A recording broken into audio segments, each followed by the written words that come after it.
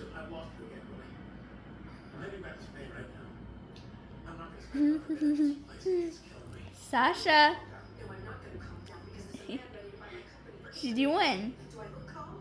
Because I'm not. Daisy, here, kitty, kitty, kitty. To the airport, a private. Sash.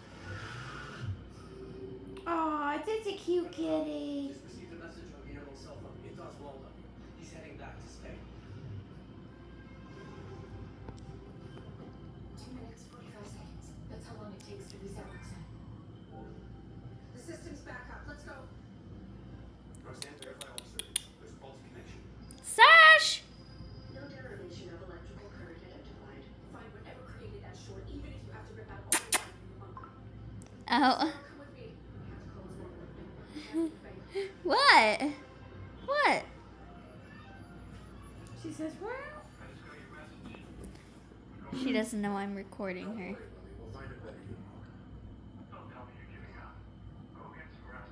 I booked a suite for you at the Sema Sapphire. In the meantime, I'll talk with the CEO when you get See him tomorrow morning and sign the documents. Aww. Hold on. count on me. Thanks. Hi, sweet. For you.